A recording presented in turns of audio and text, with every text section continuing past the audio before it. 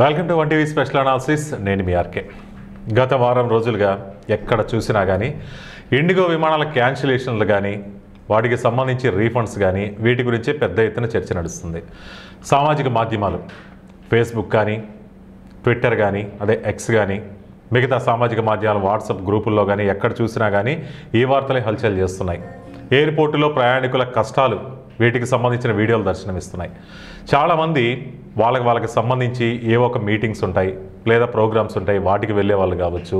ముఖ్యంగా నిరుద్యోగులు ఇంతకాలం కష్టపడి ఏదో ఉద్యోగాలు ఇంటర్వ్యూలు సంపాదించుకొని ఇంటర్వ్యూలకు అటెండ్ అవుదామని చెప్పి వెళ్తున్నా కానీ వాళ్ళు కూడా ఇబ్బందులు ఎదుర్కొన్నారు. సరైన సమయానికైతే హాజరు కాలేకపోయారు.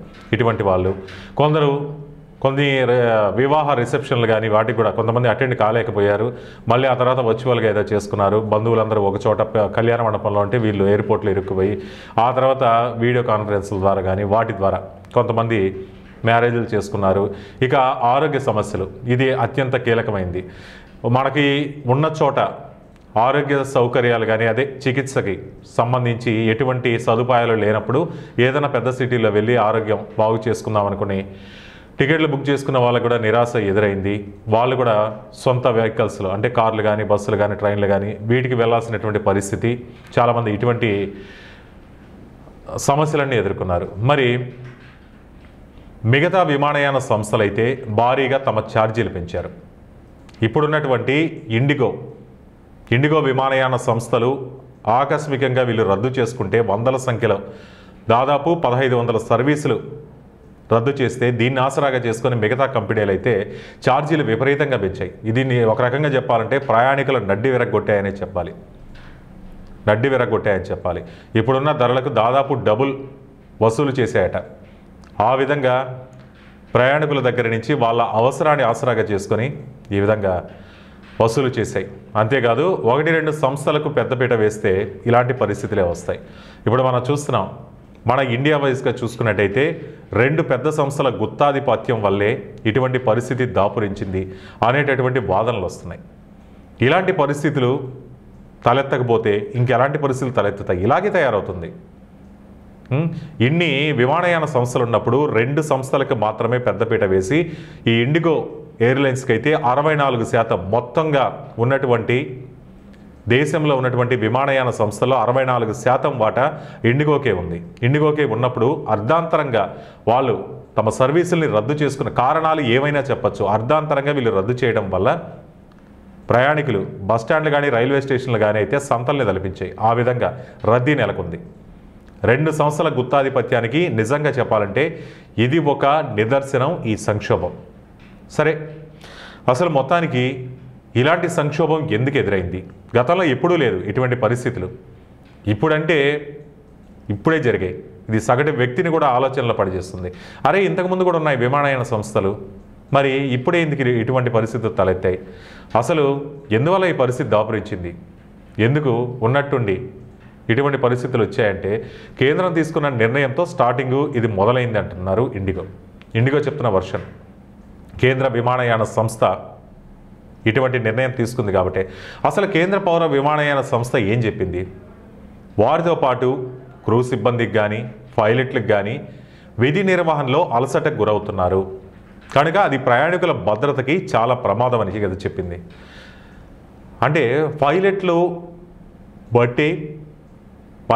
బట్టే ప్రయాణికులకు అనేది భద్రత అని ఉంటుంది. మనం చూసుకుంటే ఎక్కడైనా కానీ అది ఒక బస్సు కావచ్చు, ట్రైన్ కావచ్చు, ఇది విమానాలు కావచ్చు, ఎక్కడైనా కానీ డ్రైవర్ యొక్క డ్రైవింగ్ని బట్టే ప్రయాణికుల భద్రత ఉంటుంది. అంటే వాళ్ళ ప్రాణాలన్నీ ఒక పైలట్ల చేతుల్లోనే ఉంటాయి. కాబట్టి వాళ్ళకి విశ్రాంతినివ్వాలి. వాళ్ళకి కావలసినటువంటి విశ్రాంతిని ఇస్తే సురక్షితంగా విమానయానం సాగుతుంది. అది చెప్పి దాన్ని బట్టి ఈ విషయంలో కేంద్రం తీసుకొచ్చింది, కొన్ని నిబంధనలు తీసుకొచ్చింది. అదేమన్నా ఇప్పటికిప్పుడు తెచ్చిన నిబంధన అంటే అది కాదు. అది దాదాపు సంవత్సరం దాటిపోయింది. దాదాపు 18 నెలల ముందు తీసుకొచ్చింది ఈ నిబంధన. తమకేదో జరిగిపోయింది ఇప్పటికిప్పుడు అన్నట్లుగా విమాన సర్వీసులు రద్దు చేసేసింది ఇండిగో.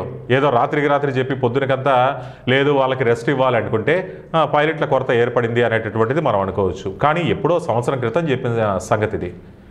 ఆ నిబంధన చెప్పింది. మరి ఇన్ని రోజుల నుంచి పైలట్ల కొరత ఏర్పడింది. సరే, ఇప్పుడు 12 గంటలు డ్యూటీ చేసేటటువంటి పైలట్ 8 గంటలకు కుదిస్తే మిగతా అంటే రిక్రూట్మెంట్కి ఇప్పటికిప్పుడు మాకు పైలట్లు ఎక్కడ దొరుకుతారు అనుకునేదానికి అర్థం ఉంది. కానీ 1.5 సంవత్సరం నుంచి అసలు రిక్రూట్మెంట్లే చేపట్టకుండా ఈరోజు మాకు సిబ్బంది కొరత, మాకు సరిపోవట్లేదు, ఇటువంటి వాదనలు తెరపైకి తీసుకొచ్చింది. దేశంలోనే అత్యధికంగా ఇబ్బంది పడిన సంస్థ ఇండిగో. మేమే ఇబ్బంది పడ్డామని తిరిగి క్వశ్చన్ చేస్తుంది. మరి ఒక్క ఇండిగోకి మాత్రమే ఈ కష్టాలు వచ్చాయా? మిగతా వాళ్ళకు కూడా రావాలి కదా ఇటువంటి కష్టాలే. మరి వాళ్ళకి రాలేదు, మీకెందుకు వచ్చాయి అనేటటువంటిది సగటు ప్రజలు అనేది క్వశ్చన్ చేస్తున్నారు. సరే, ఇప్పుడు మిగతా వాళ్ళు అంటే మిగతా ఎయిర్లైన్స్ కూడా సేమ్ రూల్సే కదా వర్తిస్తాయి. ఒక్క ఇండిగో కోసమే రూపొందించినటువంటి రూల్ అయితే కాదు కదా ఇది. మిగతా ఎయిర్లైన్స్ కూడా ఇదే వర్తించాలి. కానీ మిగతా ఎయిర్లైన్స్కి లేని ఆ విమాన రద్దులు అనేవి మీ సంస్థకు మాత్రమే ఎందుకు వచ్చిందంటే మీరు చేసినటువంటి అలసత్వం. అది ప్రభుత్వం తీసుకొచ్చిన నిబంధనలతో పాటు ఇండిగోలో ఇప్పటిదాకా కొనసాగుతూ వచ్చిన భారీ శ్రమ దోపిడీ. అంటే 8-12 గంటలకు మాత్రమే, 12 గంటలు చేసినా 8 గంటలు చేసినా కానీ వాళ్ళకి ఒకటే రకమైనటువంటి వేతనం అందివ్వాలి.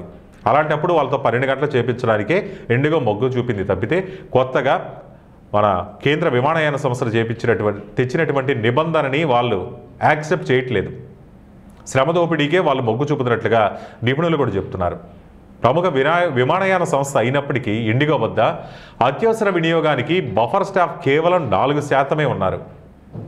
దానివల్లే ఈ కొత్త నిబంధనల అనంతరం వారం రోజులుగా వందల విమాన సర్వీసుల్ని ఇండిగో రద్దు చేసుకుంది. ఫలితంగా వేల మంది ప్రయాణికులు, ఒక రోజున వేల మంది ప్రయాణికులు ఆ సంస్థ యొక్క విమానాల ద్వారా ప్రయాణం సాగిస్తుంటారు. దీనికి ప్రధాన కారణంగా directorate general of civil aviation DGCA ఇది ప్రవేశపెట్టింది. ఈ కొత్త డ్యూటీ నిబంధనలు దీనివల్లే ఇండిగోకి చెడింది అంటున్నారు. వాస్తవానికి ఈ నిబంధనలని 2024 జనవరిలోనే నోటిఫై చేశారు. కానీ వాటి అమలును అయితే వాయిదా వేసుకుంటూ వచ్చింది. నిజానికి అవి అమల్లోకి వచ్చే లోపు వివిధ విమానయాన సంస్థలు దానికి తగిన ఏర్పాట్లు చేసుకోవాలి అంది. మరి ఇక్కడే ఈ సమస్య మొదలైంది. మిగతా సంస్థలు అయితే జాగ్రత్తగానే రిక్రూట్ విషయంలో జాగ్రత్త పడ్డాయి. కానీ ఇండిగో నిర్లక్ష్యం ఏంటంటే అది నిర్లక్ష్యం. ఆ నిర్లక్ష్యం వల్లే భారత డొమెస్టిక్ మార్కెట్లో ఇండిగో సంస్థకి 65% ఆపరేషన్స్ నిర్వహిస్తోంది. 65%. ఇది చాలా ఎక్కువ. మిగతా దేశాల్లో అయితే ఒక్కో విమానయాన సంస్థ సగటున 20% లోపే ఉంటుంది. అంటే 20% లోపు ఒక 5 సంస్థలు అనుకోండి, 5 కంపెనీలు ఉంటాయి, ఈక్వాలిటీ ఉంటుంది. ఈక్వాలిటీ ఉన్నప్పుడు ఏంటంటే ఒక సంస్థ వెనకడికి వేసినా, ఒక సంస్థ రద్దు చేసుకున్నా కానీ మిగతా వాటి మీద ఉంటుంది. కానీ ఇప్పుడు 35% విమాన సర్వీసులతోనే నడపాల్సి వస్తుంది. 65%లో 65% అంటే చాలా ఎక్కువ. ఇదే భారతదేశంలోకి మాత్రమే ఈ పర్మిషన్స్ అనేవి చెల్లాయి. ఫలితంగా ఎక్కువ మంది ప్రయాణికులు దీని ప్రభావానికి గురయ్యారు. అసలు డిసెంబర్ 2వ తారీఖు భారీ స్థాయిలో సర్వీసులు రద్దు చేయడం ప్రారంభమైంది. అందులో ఇండిగా విమానాలే 1500కి పైగా సర్వీసులు రద్దయ్యాయి. 1500 అంటే ఎన్ని వేల మంది ప్రయాణికులు తమ ప్రయాణాన్ని ఆ రోజుకి ఫిక్స్ చేసుకొని ఉంటారు. వాళ్ళందరూ కూడా చాలా ఇబ్బంది పడ్డారు. రైలులో, బస్సులో, సొంత వాహనాల్లో అప్పటికప్పుడు వెళ్ళాలంటే వాళ్ళకి చాలా ఇబ్బందిగా మారింది. ఆన్ టైంకి 35% విమానాలే, అంటే 65% పోతే 35% విమానాలు మాత్రమే ఆన్ టైం బయలుదేరాయి. వీటిలో Air India, Akash, Air India express వరుసగా 67%, 73%, 79% నమోదు చేశాయి. ఇది ఇంతటి సంక్షోభంలో ఒక్క ఇండిగో మాత్రం అసలు ఎందుకు ప్రభావితమైంది? ఇటువంటిది ఆలోచించాల్సిన ప్రశ్న. ఇతర ఎయిర్లైన్స్ పై దీని ప్రభావం ఎందుకు పడలేదు? నిబంధన ఒకటే కదా, అన్నిటికీ నిబంధన ఒకటే. ఒక ఇండిగో కావచ్చు, ఒక ఎయిర్ ఇండియా కావచ్చు, ఆకాశ్ ఎయిర్ కావచ్చు, ఏదైనా కావచ్చు, నిబంధన ఒకటే. మరి అవి మాత్రం ఇన్ టైంలో ఎందుకు బయలుదేరాయి, ఈ మాత్రం ఎందుకు బయలుదేరలేదంటే నిర్లక్ష్యం. ఎందుకంటే 65% ఉంది కదా, 65% ఉంది కాబట్టి ఖచ్చితంగా గవర్నమెంట్కి ఇది ఒక సంక్షోభంగా తయారవుతుంది. కాబట్టి ఆ నిబంధన వెనక్కి తీసుకుంటుంది అనేటటువంటిది ఇక్కడ ఒక మైండ్ గేమ్ ఆడింది. నిజానికి ఇంతకుముందు చెప్పుకున్నట్టు దేశీయ మార్కెట్లో ఇండిగో వాటా చాలా పెద్దది, నెట్వర్క్ కూడా అలాగే ఉంటుంది, చాలా పెద్దగా ఉంటుంది. దీంతో గొలుసుగట్టే ఎఫెక్ట్ అనేది తప్పనిసరి పరిస్థితి అయింది. బఫర్ స్టాఫ్ అయితే అత్యంత తక్కువగా ఉండడం దీనికి శాపం మారింది.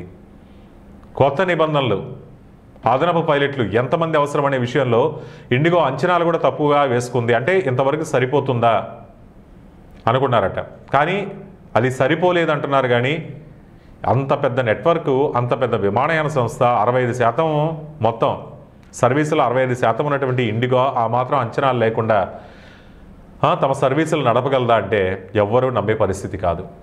కేవలం అలసత్వం, నిర్లక్ష్యమే. అసలు దేశాల్లో 2 సంస్థలు మాత్రమే చక్రం తిప్పుతున్నాయన్నది మనకు తెలిసిందే. అందులో ఒకటి ఎయిర్ ఇండియా, ఇంకోటి ఇండిగో. ఎయిర్ ఇండియాలో మాత్రం ఉద్యోగుల కొరత లేదు, ఎందుకంటే టాటాకి సంబంధించింది. వాళ్ళైతే పక్కాగానే పైలట్లను కానీ ఇతర సిబ్బందిని కానీ రిక్రూట్ చేసుకున్నారు.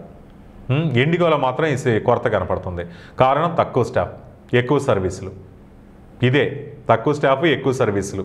ఏ విధంగా అందులో ఇప్పుడు శ్రమ దోపిడీ చేస్తున్నారని చెప్పి వాళ్ళ టైమింగ్ అనేది తగ్గించేశారు.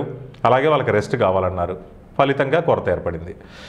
ఇది ఎలా ఉందంటే ఇప్పుడు ఇండిగో భారతదేశంలో అతిపెద్ద నెట్వర్క్ కలిగిన సంస్థ. నిత్యం కొన్ని వేల మంది ప్రయాణిస్తుంటారు. ఈ విమాన సర్వీసులు రాదు. ఈ విమాన సర్వీసుల వల్ల కేంద్రంపై ఒత్తిడి తెచ్చి రద్దు వల్ల ఆ నిబంధనపై వెనకడుగు వేసేలా చేయాలన్నదే ఇండిగో వ్యూహం అంటున్నారు నిపుణులు. ప్రస్తుతానికైతే ఈ పరిస్థితిపై ఇండిగో సంస్థ ప్రయాణికులకి క్షమాపణలు చెప్పినా, ప్రయాణికులకు ప్రత్యామ్నాయ ఏర్పాట్లు చేస్తామన్నా, హోటళ్లలో బస ఛార్జీలు ఇవన్నీ తిరిగి చెల్లిస్తుంది. ఓకే, 610 కోట్ల దాకా తిరిగి చెల్లించింది, అది వేరే విషయం. అవి తాత్కాలికమే, వ్యూహాత్మకమే అని చెప్పాలి. ఇదే అదనగా ఇతర సర్వీసులు తమ టికెట్ల రేట్లను అయితే భారీగా పెంచాయి. దీంతో మళ్ళీ డీజీసీ రంగంలోకి దిగి తమ నిబంధనలని రద్దు చేసి టికెట్ రేట్లపై సీలింగ్ విధించాల్సి వచ్చింది. ఇప్పుడు క్రమంగా ఇండిగో తమ సర్వీసులు క్రమబద్ధీకరిస్తుంది. అయినప్పటికీ భవిష్యత్తులో కూడా ఇటువంటి సమస్యలే తలెత్తవు అని గ్యారంటీ ఏమన్నా ఉందా? అటువంటిది కూడా లేదు. కాబట్టి ఏమైనా కానీ దీనిపై పునరాలోచించుకోవాలి. కేంద్రం కూడా దీనిపై అయితే మిగతా దేశాల్లో ఏ విధంగా 20% కంటే ఎక్కువ సర్వీసులు అనేవి ఒక సంస్థకి కేటాయించట్లేదు. కాబట్టి ఒక చిన్న విమానయాన సంస్థలకు కూడా అనుమతులు ఇవ్వాలి. ఇటువంటి పరిస్థితులు ఫ్యూచర్లో రాకుండా చూసుకోవాల్సిన అవసరం అయితే కేంద్ర విమానయాన సంస్థపై అయితే ఎంతైనా ఉంది. సో ఈ అంశంపై మీ అభిప్రాయాలు కామెంట్ రూపంలో తెలియజేయండి. చూస్తూనే ఉండండి 1TV స్పెషల్ అనాలిసిస్.